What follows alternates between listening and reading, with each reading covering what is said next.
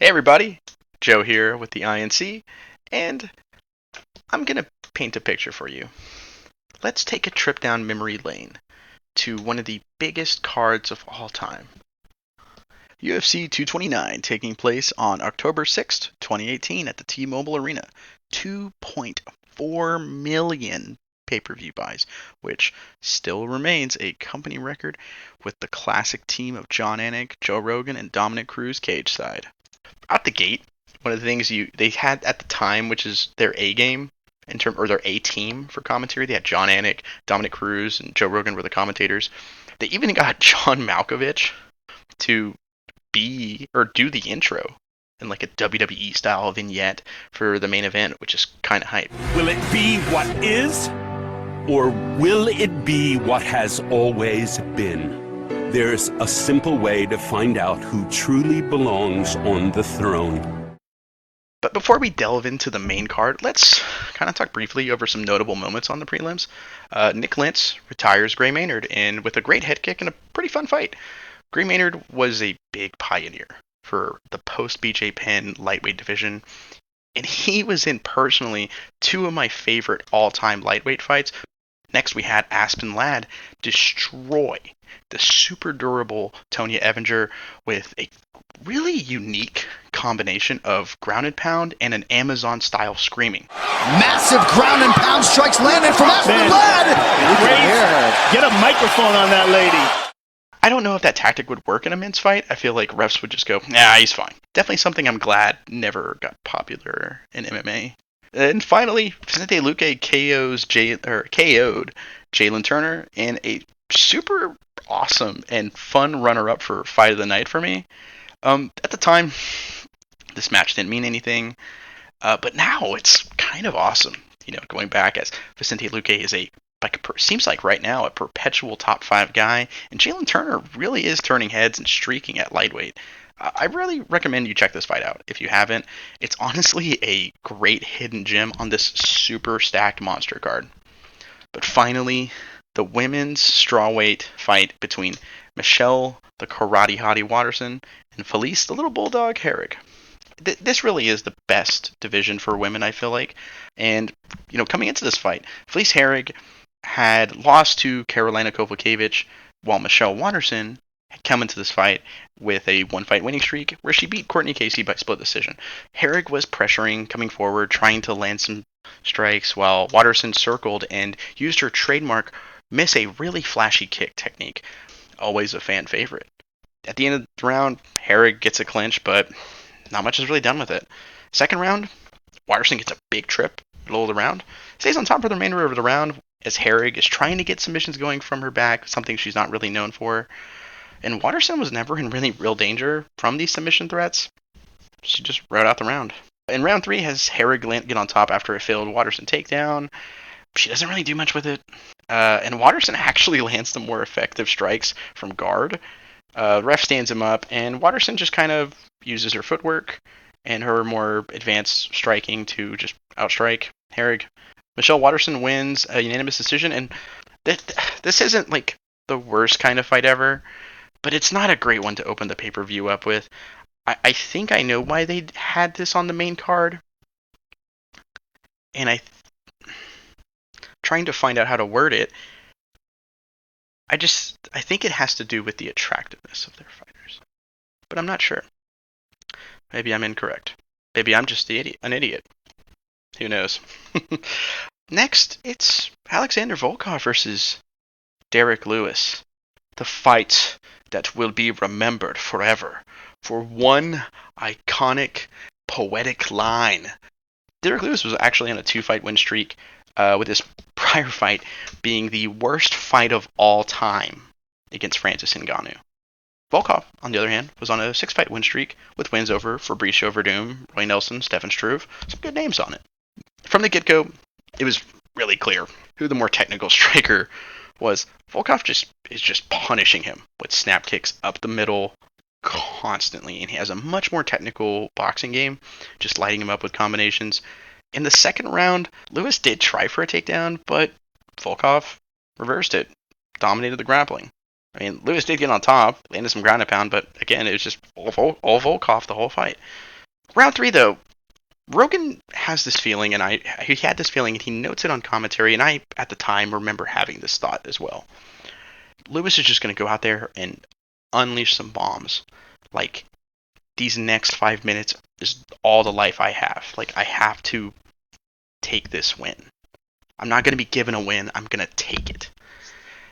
And that doesn't happen. He just gets dominated for another 4 minutes and 30 seconds. Then, a lunging left hook lands. Volkov is still throwing that knee. Doesn't really do much. The punch whiffs. He goes for it again. Volkov throws another knee and another bomb right hand. This one connects, and it plants Volkov. Beast! Lighten up Las Vegas! Then, the thing we remember this fight for. Derek Lewis takes his shorts off. Joe Rogan comes in for the, standard interview, and he asks the question on everyone's mind. I'm here with the winner, Derek Lewis. Derek, why'd you take your pants off? My balls was hot. I understand. This fight is just an easy 8 out of 10 for me. This drama that it had, it makes it feel like a scripted event, but it wasn't. This is like the MMA equivalent of Edge spearing Jeff Hardy in midair. It was beautiful and just an absolute delight. Every time I watch this fight, it's so awesome going back and revisiting it because I still feel the same way. Wow, just awesome. Maybe 8 out of 10 is too low. Well, you know what? Let's bump it to a 9 because the feelings, the fight wasn't the greatest, but it's just how the fight went instead of, if that makes sense. Derek Lewis would make a very quick turnaround. He fought Daniel Cormier for the title. He would lose. But he still fights today, of course, and he has some of the best knockouts the world has ever seen, even being the knockout king of the heavyweight division. It's kind of awesome. Next, we have Dominic Reyes versus Ovince St. Preux. Coming into this fight, Reyes was 9-0. Ton of hype behind him. St. Preux was on a 1-fight winning streak, and while he had fallen out of title contention, he had fallen out after a little while. The UFC was actually only matching him up with guys who were promising talents. He fought guys like Tyson Pedro, a couple other guys in this time period, and just like let's see what you got. And they did that for a little bit. Like I think it was like 2 years ago when he fought Jamal Hill, who's obviously was that prospect and is now making a big name for himself. Right from the get-go, Reyes is jabbing, throwing hard kicks from the southpaw stance, and that was kind of this whole fight from a nutshell. Reyes would throw just massive heat with his legs, and then he would use his boxing to set up really slick combinations or really good power punches, or for the most part, more kicks. So OSP is bloodied and battered, and he's trying to get like something going, and he just eats this laser of a left straight, and he's out. He's basically unconscious. As Reyes is walking off for this walk-off last second KO, A-Law, the horn sounds, and they call it a decision. The ref never stopped it. It's like a blooper, where like it kind of sours the fight in a bit, but it's really funny. I would say like a blooper that like a director just left in. 7 out of 10 for me on this fight. I thought the striking display was fun to watch. Reyes, of course, would go on his way to have his aforementioned heartbreak against Jones before losing 2 more right after that, both by stoppage, once to the legendary Polish power of Jan Blachowicz, and 2 with Yuri Prochazka getting a potential KO of the century against him in what is honestly an incredible back and forth competitive fight. Just because he was knocked out in what it could be the KO of the century that shouldn't take away from his performance up until the spinning elbow. Had to throw that out there. Tony Ferguson versus Anthony Pettis, a lightweight scrap.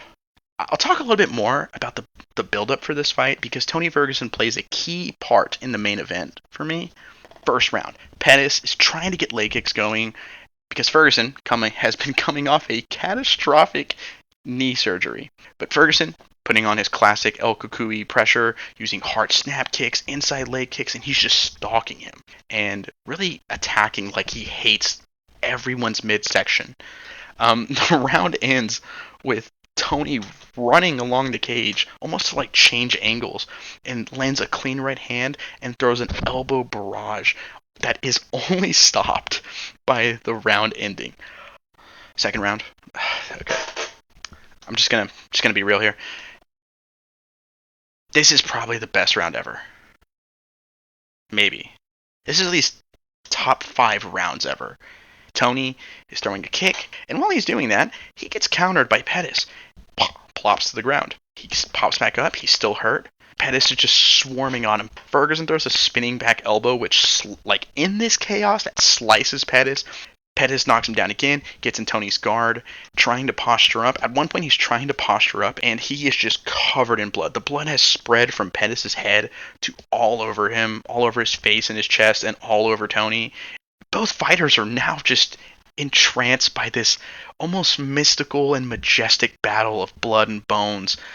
Tony starts keeping up the pressure, landing some body shots, landing some to the head, elbowing Pettis to cut the other side of his face. The round ends with Pettis throwing a kind of desperation, because he has been getting beat up a little bit this round, a desperation cartwheel kick. Tony avoids it and just starts to swarm, and the round ends. How is the third round going to feel? We don't get a third round, sadly. The fight ends between rounds. A little anticlimactic. Pettis broke his hand, and Duke Rufus saves the fighter. Normally, this would hurt the fight, but hell no. No, it doesn't at all in this fight. 10 out of 10. This is maybe the best lightweight fight ever. It's my number 2 lightweight fight ever. But this has to be in the top 5 fights of all time on anyone's list. I don't care who. God, what a fight. Well, after this, Anthony Pettis would go trade some wins and losses before eventually moving to PFL, where he fights now, and Tony would win one more fight before going on a 3-fight losing streak. Long live El Cucuy, though, and I hope and pray he comes back with a vengeance. Take out Michael Chandler next for me, please. And finally, we are here. A lot of build-up for this fight. Conor wins the lightweight belt, gets a title shot, beats Eddie Alvarez, and instead of defending either of these belts against a flood of bad matchups and potential hype killers, he decides to, am I reading this right? Go box Floyd Mayweather? Where Floyd let him gas out against his gloves in the early round and then clobbered him? Sure. So he's been away for a while. Khabib, in the meantime, was going to have a high-profile match to determine the new undisputed king of the lightweights against Tony Ferguson, which was canceled after Tony tripped on a cord and tore out his entire knee. Just tore it to shreds, basically. So they started searching for an opponent. Max Holloway stepped in, then he pulled out.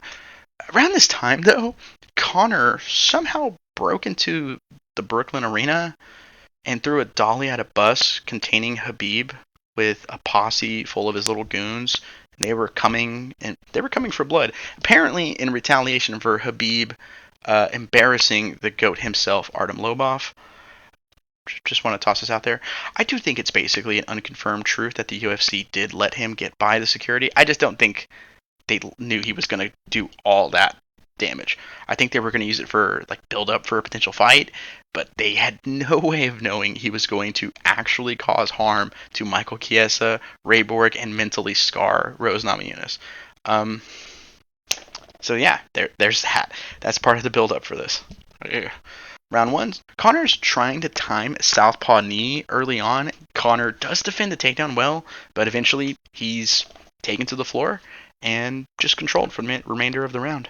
Round 2, Conor does try to pressure, and he tries to go into a knee attempt. So Khabib blasts him with an overhand right that briefly drops Conor, and then Khabib picks him up and just gets a massive slam and just lands some monstrous ground and pound. Eventually, he does get the side control. He goes for a Kimura, and he's calling to Dana White, going probably saying something like, "I'm dominating your boy. This is the guy fans love." And Conor just blatantly, illegally knees him in the face. Herb Dean just kind of goes, "Hey, don't do that, man." Khabib is talking smack the entire time. It's really funny. in hindsight. Let's talk now. Let's talk now. Boom. And that has to demoralize you too when a fighter is talking to you mid-fight, by the way. And you talked mad smack coming into this fight. How you're just going to beat him, how his whole family, religion, culture, and friends are all whatevers. And talk all this big game. And then you're just getting smashed on. And this guy is making you feel worthless as he's talking shit to you now. It's gotta mess with you, I feel like. But round 3, Conor stops an early takedown and lands some good shots, but Khabib fires back with a big right hand. Conor stuffs another takedown, but this time he's holding onto the shorts to help him stay on the feet.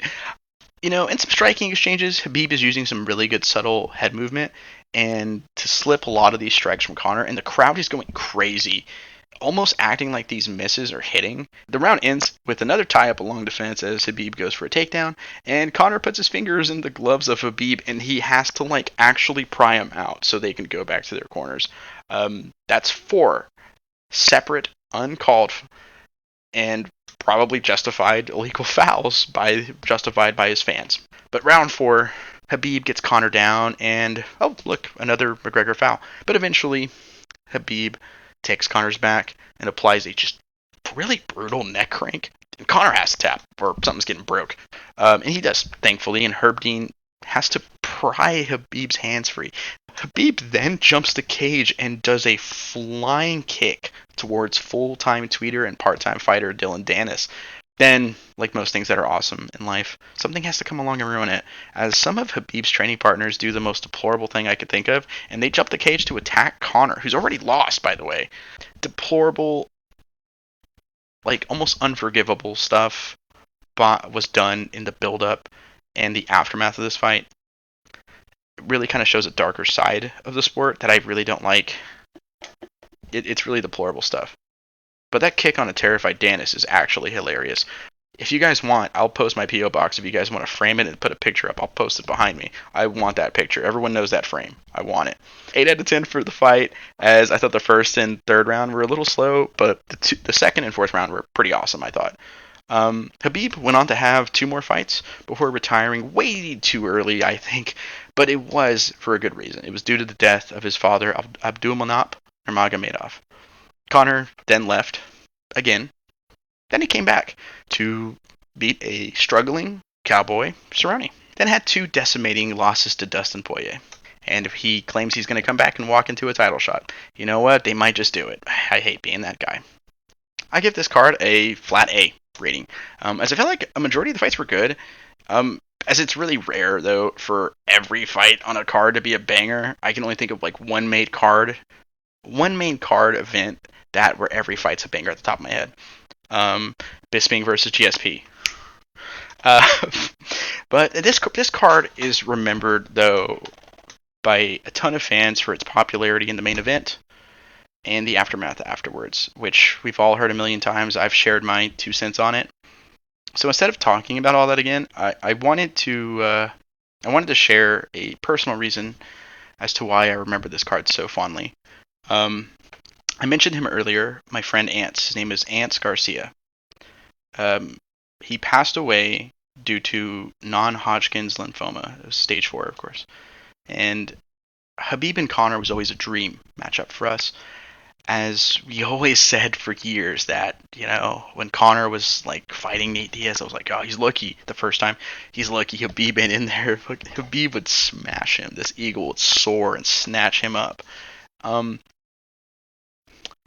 And we wanted it to happen forever, This was the last fight card he got to watch live. He sat in his hospital room with his mom and watched the fights with his family, as he begged his mom to order this fight for him, as this was the last fight card he watched live. And I wanted to dedicate this video to him. So, rest in peace, Ants. I'm going to whip your ass at Marvel vs. Capcom 2 in heaven one day. But, hey, that's all I got for now. I want to go ahead and say thank you for everyone who supports the channel and supports what I do here. It's an honor and pleasure to keep doing this for you. And this was the INC and Joe Neal signing off. Thank you. Good night.